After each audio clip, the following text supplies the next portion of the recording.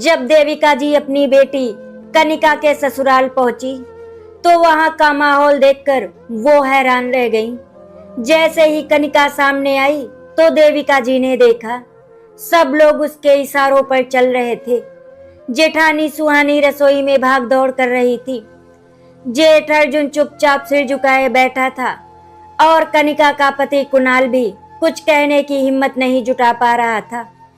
ऐसा लग रहा था जैसे इस घर की मालकिन कनिका ही हो और बाकी सब उसके आदेशों के पालन के लिए मौजूद हो। देविका जी को ये देखकर थोड़ी खुशी भी हुई कि उनकी बेटी का इतना सम्मान हो रहा है, लेकिन उस सम्मान में एक अजीब सा डर और दबाव छुपा हुआ था। उन्होंने गौर किया कि कोई भी कनिका के सामने खुलकर हंस नहीं रहा था, कोई अपनी बात नहीं कह रहा था। सबके चेहरे पर एक खामोशी थी, जैसे वे किसी डर में जी रहे हो। देविका जी के मन में सवाल उठने लगे, क्या सच में ये सम्मान है या फिर कुछ और। कुछ समय बाद देविका जी ने जो देखा उसने उनके पैरों तले जमीन खिसका दी।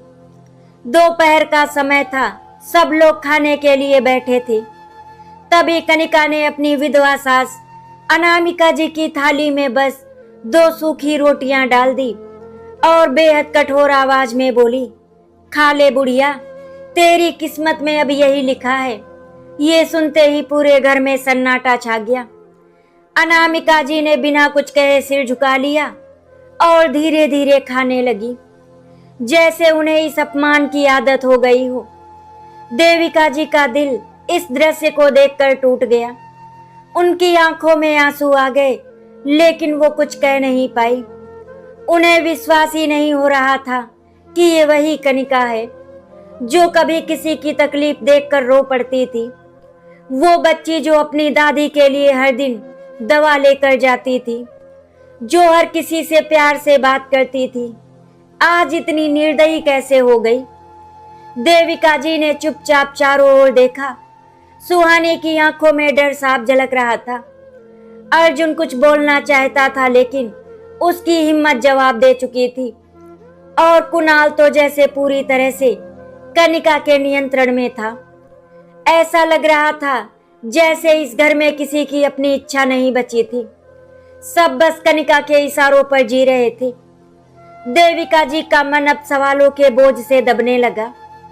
आखिर उनकी बेटी में इतना बदलाव कैसे आया? क्या इस घर में कोई ऐसा राज छुपा है जिसने उसकी मासूमियत को इस कठोरता में बदल दिया? उस रात देविका जी सो नहीं पाई। उनके मन में बार बार वही दृश्य घूम रहा था, कनिका का अपनी सास के साथ ऐसा व्यवहार।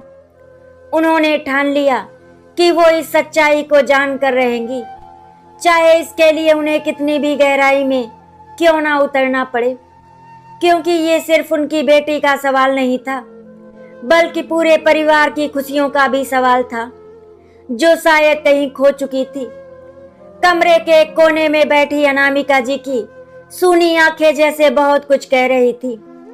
एक ऐसा दर्द जो शब्दों में नहीं बयां किया जा सकता। और देविका जी को अभी ये समझ आने लगा था कि इस घर की चमक दमक के पीछे एक गहरा अंधेरा छुपा हुआ है। रात गहराती जा रही थी, लेकिन देविका जी की आंखों से नींद कोसों दूर थी। देविका जी खुद को समझाने की कोशिश कर रही थी कि शायद उन्होंने कुछ गलत देख लिया हो, शायद कोई मजबूरी रही हो, लेकिन दिल मानने को तैयार नहीं था। माँ का दिल था, अपनी बेटी की सच्चाई को पहचानने से डर भी रहा था और जानने के लिए बेचैन भी था। सुबह होते ही देविका जी ने तय कर लिया कि वो इस घर के माहौल को और करीब से समझेंगी। उन्होंने देखा कि कनिका सुबह देर से उठी और उठते ही उसने तेज आवाज में सुहानी को बुलाया। भाभी, चाय कहाँ है? कब से इंतजार कर रही हूं मैं। सुहानी तुरंत घबरा कर रसोई की ओर भागी, जैसे थोड़ी सी भी देरी किसी बड़े तूफान को जन्म दे सकती हो। देविका जी ने गौर किया कि सुहानी के चेहरे पर थकान साफ झलक रही थी। उसकी आंखों के नीचे काले घेरे थे और हाथ लगातार काम करते करते कांप रहे थे। देविका जी ने धीरे से सुहानी के पास जाकर पूछा, बेटा सब ठीक तो है ना? सुहानी एक पल के लिए ठिठकी। उसकी आंखों में आंसू भर आए, लेकिन उसने तुरंत खुद को संभाल लिया और मुस्कुराने की कोशिश करते हुए बोली, हाँ माँ जी, सब ठीक है। उसकी आवाज में छुपा दर्द साफ महसूस हो रहा था, लेकिन वो कुछ कहने की हिम्मत नहीं जुटा पा रही थी। उधर अनामिका जी आंगन के एक कोने में चुपचाप बैठी थी। उनके चेहरे पर एक अजीब सी शांति थी, जैसे उन्होंने अपने दर्द को स्वीकार कर लिया हो। देविका जी उनके पास जाकर बैठी और धीरे से बोली, बहन जी आप ठीक है ना? अनामिका जी ने हल्की सी मुस्कान दी, लेकिन उनकी आंखों की नमी बहुत कुछ कह रही थी। उन्होंने धीमी आवाज में कहा, ठीक हूं बहन, अब तो आदत हो गई है। देविका जी का दिल ये सुनकर कांप उठा। आदत हो गई है, इन शब्दों में कितना गहरा दर्द छुपा हुआ था।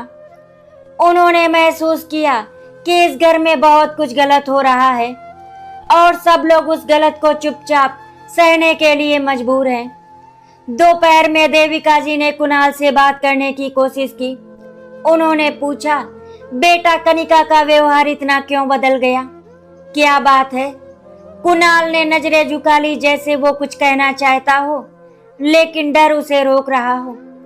थोड़ी देर की खामोशी के बाद उसने धीमी आवाज में कहा, माँ जी मैं खुद भी नहीं समझ पा रहा।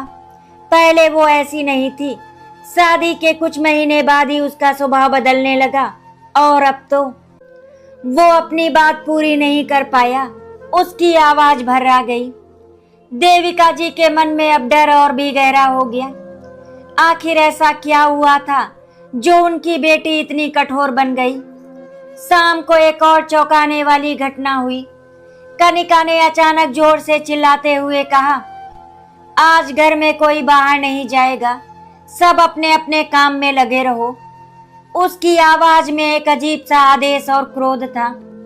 देविका जी ने देखा कि जैसे ही कनिका ने ये कहा, पूरे घर में सन्नाटा छा गया।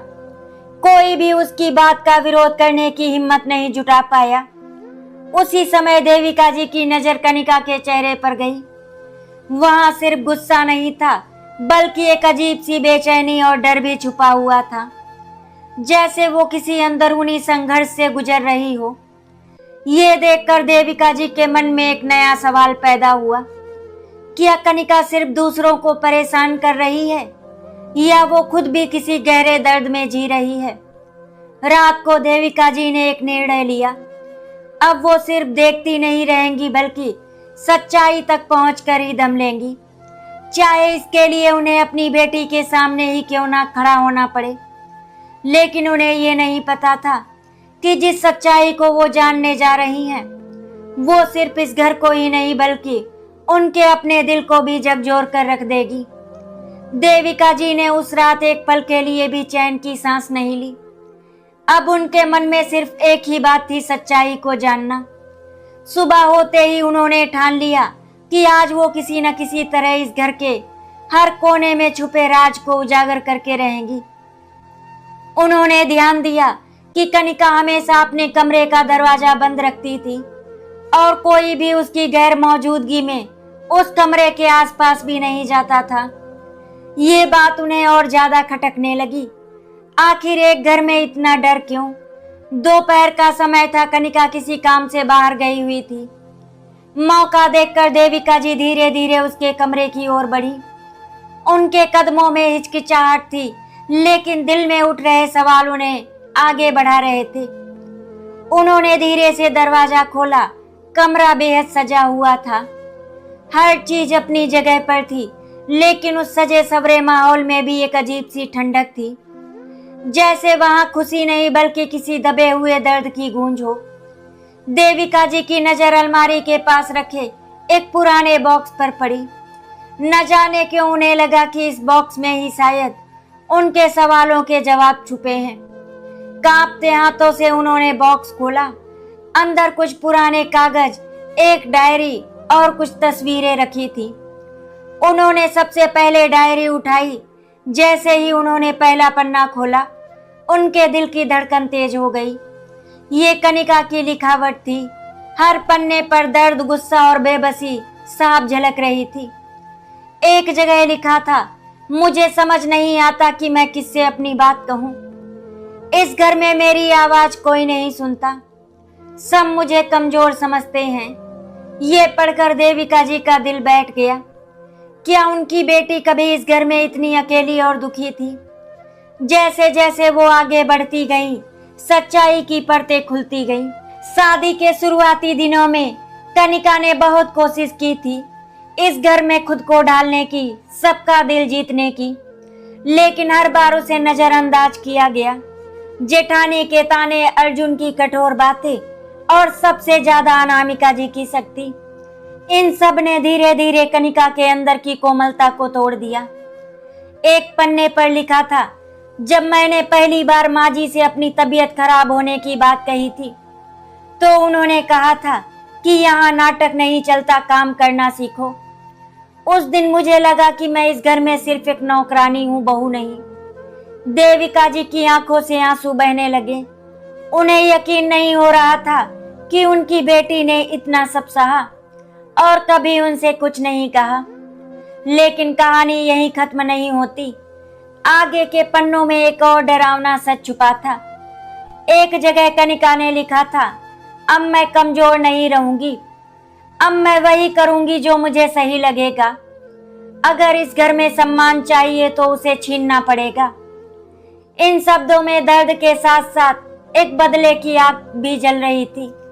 देविका जी अब समझने लगी थी कि उनकी बेटी के इस कठोर रूप के पीछे कितनी गहरी चोटें छुपी हुई हैं।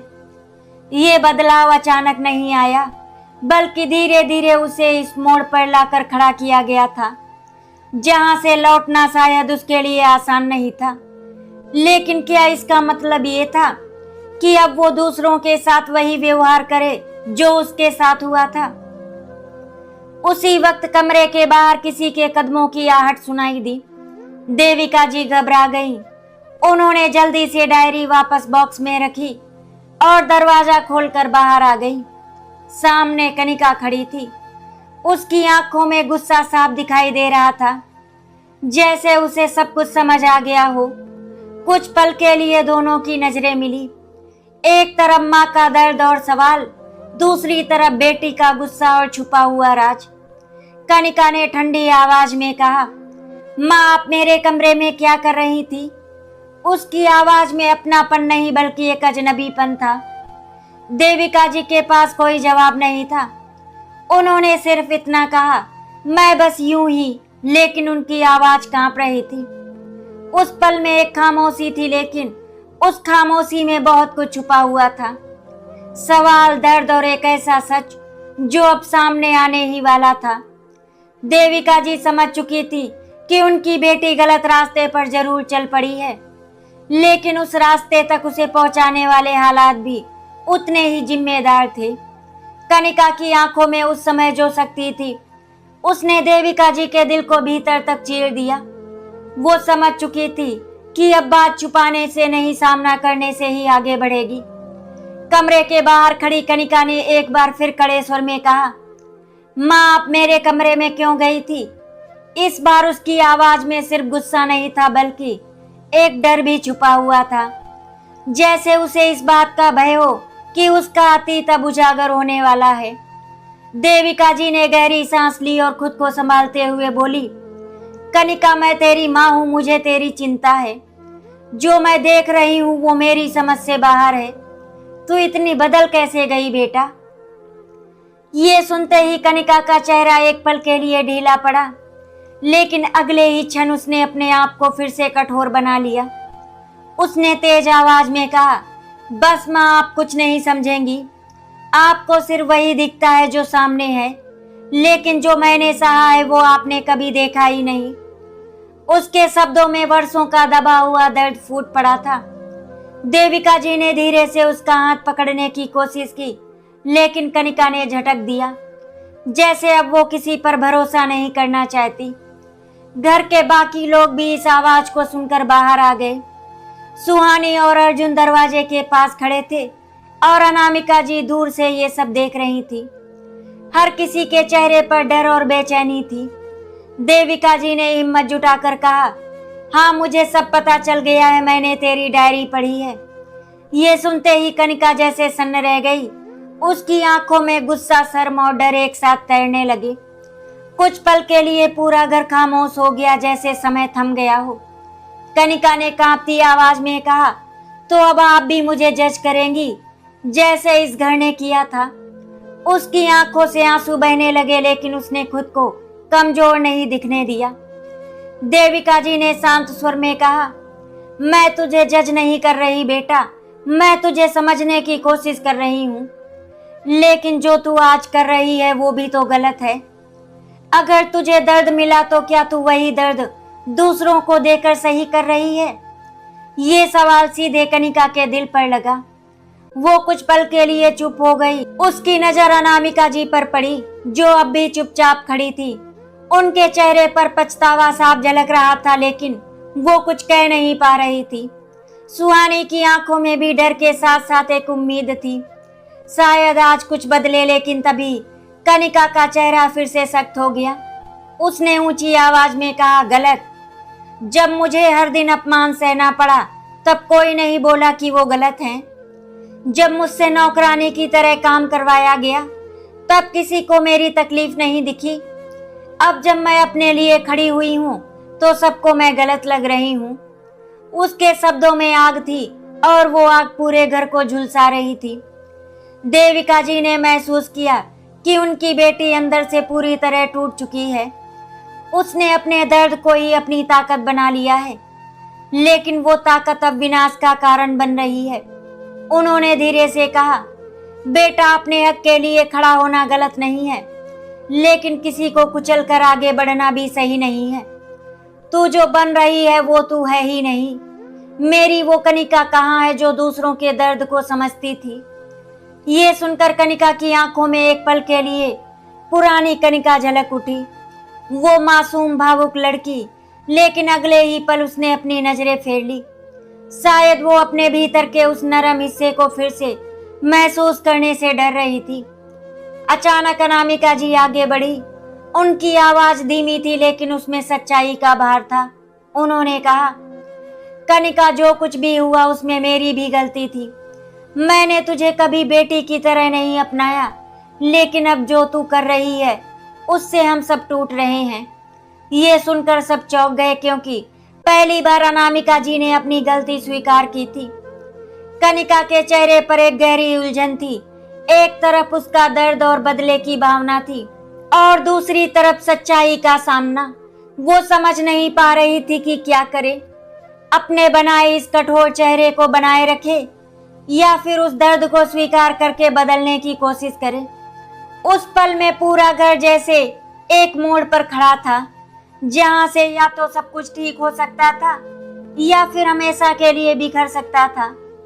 अनामिका जी के मुंह से अपनी गलती स्वीकार करने के बाद जैसे पूरे घर की हवा बदल गई। लेकिन ये बदलाव शांति नहीं, बल्कि एक गहरे तूफान की शुरुआत था। कनिका वहीं खड़ी थी, उसकी आंखों में भावनाओं का सैलाब उमड़ रहा था। उसने शायद कभी सोचा भी नहीं था कि जिस सास ने उसे सिर्फ कठोरता मिली, वही एक दिन उसके सामने झुककर अपनी गलती मान लेगी। उसके भीतर सालों से जमा गुस्सा और दर्द अचानक दिशा खोने लगे थे। उसे समझ नहीं आ रहा था कि अब वो किससे लड़ रही है, इस घर से, अपने अतीत से या खुद से। देविका जी ने महसूस किया कि ये वही पल है जब सब कुछ बदल सकता है। उन्होंने धीरे से आगे बढ़कर कनिका के कंधे पर हाथ रखा। इस बार कनिका ने हाथ नहीं झटका। उसकी आंखों से आंसू बहने लगे, लेकिन वो अब भी खुद को संभालने की कोशिश कर रही थी। उसकी आवाज भर्रा गई, माँ, आपने नहीं देखा था वो सब जब मैं इस घर में आई थी तो हर दिन मेरे लिए एक सजा जैसा था। मैं हर रात रोती थी, लेकिन किसी ने नहीं पूछा कि मैं ठीक हूँ या नहीं। उसके शब्दों में इतनी सच्चाई थी कि सुनने वाले हर व्यक्ति का सिर झुक गया। सुहानी, जो अब तक चुपचाप सब कुछ देख रही थी, अचानक आगे आई। उसकी आंखों में भी आंसू थे। उसने धीमी आवाज में कहा, कनिका, मैं जानती हूँ कि तेरे साथ गलत हुआ, लेकिन मैं भी उस समय कुछ नहीं कर पाई। मैं खुद डर में जी रही थी, ये पहली बार था जब सुहानी ने अपनी चुप्पी का कारण बताया। वो सिर्फ एक दर्शक नहीं थी बल्कि खुद भी उस डर का हिस्सा थी जिसने पूरे घर को जकड़ रखा था। कनिका ने उसकी तरफ देखा। उसकी आंखों में एक पल के लिए नरमी आई, लेकिन फिर उसने नजरें फेर ली। शायद उसके लिए उन जख्मों को इतनी आसानी से भूल पाना संभव नहीं था। उसने भारी आवाज में कहा, अब जब मैं मजबूत बन गई हूं तो सबको मेरी ताकत गलत लग रही है, लेकिन जब मैं कमजोर थी तब किसी ने मेरा साथ नहीं दिया। उसकी बातों में तर्क भी था और दर्द भी, लेकिन उस दर्द ने उसे उस रास्ते पर ला खड़ा किया था जहां वो खुद भी दूसरों के लिए वही बन चुकी थी जिससे वो कभी डरती थी। कुणाल, जो अब तक खामोश था, आखिरकार बोल पड़ा। उसकी आवाज धीमी थी लेकिन उसमें पछतावा साफ झलक रहा था। कनिका, मैं मानता हूं कि मैं तेरे साथ खड़ा नहीं हो पाया। मुझे तेरे दर्द को समझना चाहिए था, लेकिन अब जो हो रहा है उससे मैं तुझे खो रहा हूं। ये कहते हुए उसकी आंखें भर आई। वो अपनी पत्नी को खोना नहीं चाहता था, लेकिन वो उस कनिका को भी नहीं पहचान पा रहा था जो आज सब पर हावी थी। ये सुनकर कनिका के अंदर का संघर्ष और गहरा हो गया। एक तरफ उसका टूटा हुआ अतीत था और दूसरी तरफ उसका बिखरता हुआ वर्तमान। वो समझ नहीं पा रही थी कि वो अपने दर्द को कैसे संभाले। देविका जी ने शांत लेकिन दृढ़ आवाज में कहा, बेटा, दर्द को पकड़ कर रखने से वो खत्म नहीं होता, वो और बढ़ता है और तू आज उसी दर्द में जल रही है। अगर तू सच में मजबूत बनना चाहती है तो तुझे माफ करना सीखना होगा, खुद के लिए, अपने भविष्य के लिए। ये शब्द सुनकर कनिका के भीतर कुछ टूटने लगा। उसकी आंखों से आंसू अब रुक नहीं रहे थे। उसने पहली बार खुद को कमजोर पड़ने दिया। वो धीरे धीरे जमीन पर बैठ गई, जैसे उसके पैरों में अब ताकत नहीं बची हो। उसके अंदर जमा हुआ दर्द, गुस्सा, शिकायत अब बाहर आने लगी थी। अनामिका जी आगे बढ़ी और कांपते हाथों से कनिका के सिर पर हाथ रखा। ये वही हाथ थे जिन्होंने कभी उसे अपनाया नहीं था, लेकिन आज उनमें एक सच्चा पछतावा और ममता थी। उन्होंने धीमे स्वर में कहा, अगर तू मुझे सजा देना चाहती है तो दे, लेकिन खुद को मत सजा दे बेटी। ये सुनकर कनिका फूट फूट कर रो पड़ी। शायद पहली बार उसने अपने दिल का सारा बोझ बाहर निकाला था, लेकिन ये सिर्फ शुरुआत थी, एक ऐसे सफर की जहां उसे अपने अंदर के अंधेरे से लड़ना था। कनिका को वो टूट कर रोना पूरे घर के लिए एक ऐसा पल था जिसे कोई भी कभी भूल नहीं सकता था। जैसे वर्षों से जमी बर्फ अचानक पिघलने लगी हो, वैसे ही उसके अंदर का दर्द बहकर बाहर आ रहा था। सबकी आंखों में आंसू थे, लेकिन इन आंसुओं में अब सिर्फ दर्द नहीं बल्कि एक उम्मीद भी थी। उस रात घर में एक अजीब सी खामोशी थी। कनिका अपने कमरे में अकेली बैठी थी। उसकी आंखें सूज चुकी थी, लेकिन अब उनमें गुस्से की जगह एक गहरी थकान और उलझन थी। उसने अपनी डायरी फिर से खोली और लिखना शुरू किया। क्या सच में मैं गलत हूँ, या फिर मैं बस अपने दर्द का जवाब दे रही हूँ? अगर मैं माफ कर दूं तो क्या मेरे साथ जो हुआ वो सही हो जाएगा? और अगर मैं नहीं माफ करती हूँ तो क्या मैं खुद को ही खत्म कर दूंगी? उसके हर शब्द में एक गहरा संघर्ष था। एक तरफ उसका अहंकार और दर्द, दूसरी तरफ उसका टूटता हुआ दिल। उधर देविका जी भी सो नहीं पा रही थी। उन्हें अब अपनी बेटी पर गुस्सा नहीं बल्कि उसकी हालत पर तरस आ रहा था। उन्होंने सोचा कि शायद उन्होंने भी कहीं न कहीं कोई कमी छोड़ दी थी, जो कनिका ने अपने दर्द को उनसे छुपा लिया। एक माँ होने के बावजूद वो अपनी बेटी की पीड़ा को समय पर समझ नहीं पाई। ये पछतावा अब उनके दिल को कचोट रहा था, लेकिन अब पछतावे से ज्यादा जरूरी था अपनी बेटी को सही रास्ते पर लाना। अगली सुबह घर का माहौल थोड़ा बदला हुआ था। सुहानी ने पहली बार बिना डर के कनिका के सामने चाय रखी और धीरे से कहा, अगर तू चाहे तो हम सब फिर से शुरू कर सकते हैं। उसकी आवाज में डर तो अब भी था, लेकिन उसमें एक सच्ची इच्छा भी थी सब कुछ ठीक करने की। कनिका ने उसकी तरफ देखा लेकिन कुछ नहीं कहा। उसके भीतर अब भी बहुत कुछ चल रहा था। उसी समय अचानक एक नई घटना ने पूरे माहौल को फिर से हिला दिया। घर के बाहर अनामिका जी के मायके वाले आ गए। उन लोगों ने जैसे ही घर के हालात के बारे में सुना, वो तुरंत कनिका पर आरोप लगाने लगे। तुमने इस घर को नर्क बना दिया है, बहू होकर सास के साथ ऐसा व्यवहार, ये कैसी परवरिश है। उनके शब्द तीर की तरह कनिका के दिल में चुभने लगे। ये वही पल था जहां कनिका फिर से टूट सकती थी या फिर और कठोर बन सकती थी। उसके अंदर फिर से वही पुराना गुस्सा जागने लगा। उसकी मुट्ठियां कस गई और आंखों में फिर से वही आग लौट आई। उसने तेज आवाज में कहा, आप लोगों को कुछ नहीं पता। जो मैंने सहा है वो अगर आप सहते तो शायद आप भी ऐसा ही करते। उसकी आवाज में फिर से वही तीखापन था जिसने सबको डरा दिया। देविका जी समझ गई कि ये एक बहुत नाजुक मोड़ है। अगर अभी कुछ भी गलत हुआ तो कनिका फिर से उसी अंधेरे में लौट जाएगी। वहां से वो निकलने की कोशिश कर रही थी। उन्होंने तुरंत आगे बढ़कर सबको शांत करने की कोशिश की और कनिका का हाथ पकड़ लिया। इस बार उनका स्वर बहुत मजबूत था। बस अब कोई भी एक शब्द नहीं बोलेगा। ये हमारा पारिवारिक मामला है और इसे हम खुद सुलझाएंगे। घर में फिर से सन्नाटा छा गया। कनिका ने अपनी माँ की तरफ देखा। पहली बार उसे अपनी माँ में एक सहारा नजर आया, जो बिना जज किए उसके साथ खड़ी थी। उसके अंदर का तूफान अब दो हिस्सों में बंट चुका था। एक हिस्सा उसे फिर से बदले की आग में धकेल रहा था और दूसरा हिस्सा उसे शांति और माफी की ओर खींच रहा था।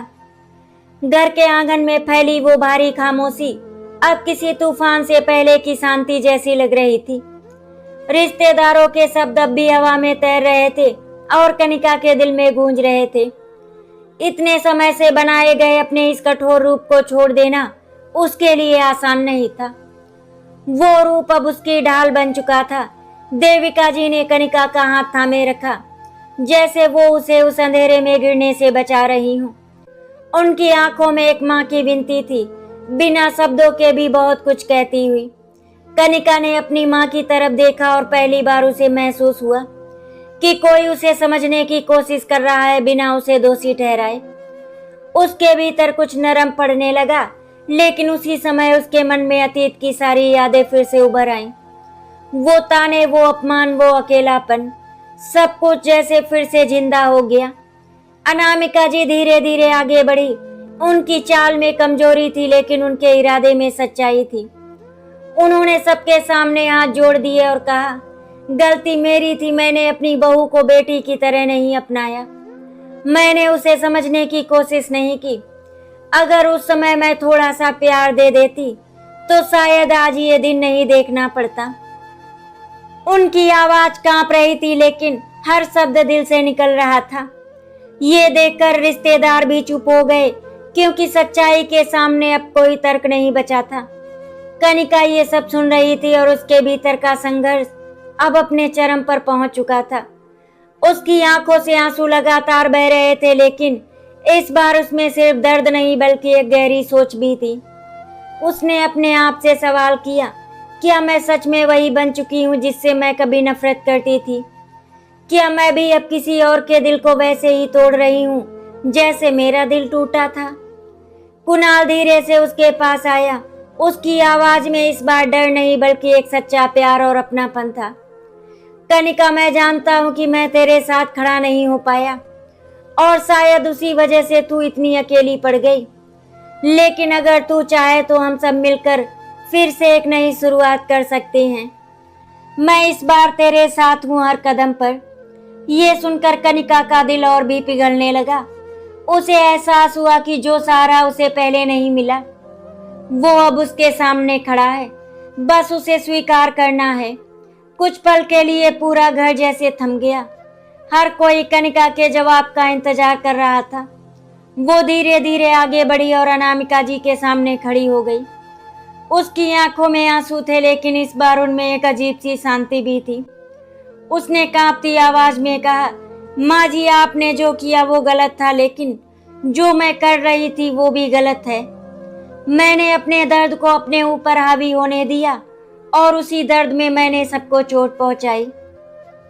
ये सुनकर देविका जी की आंखों से राहत के आंसू बह निकले। उन्हें लगा कि उनकी बेटी अब सही रास्ते की ओर बढ़ रही है। कनिका ने आगे कहा, मैं आपको माफ करती हूँ, लेकिन मुझे खुद को भी माफ करने में समय लगेगा। ये कहते हुए उसकी आवाज टूट गई। ये सिर्फ एक माफी नहीं थी, बल्कि उसके अंदर चल रहे संघर्ष का एक स्वीकार था। अनामिका जी ने उसे गले लगा लिया। दोनों के आंसू अब एक दूसरे के दर्द को धो रहे थे। सुहानी और अर्जुन भी आगे आए और पहली बार उस घर में सबने एक साथ खड़े होकर अपने रिश्तों को जोड़ने की कोशिश की। वो पल बहुत भावुक था, जैसे टूटी हुई डोर फिर से जुड़ने लगी हो।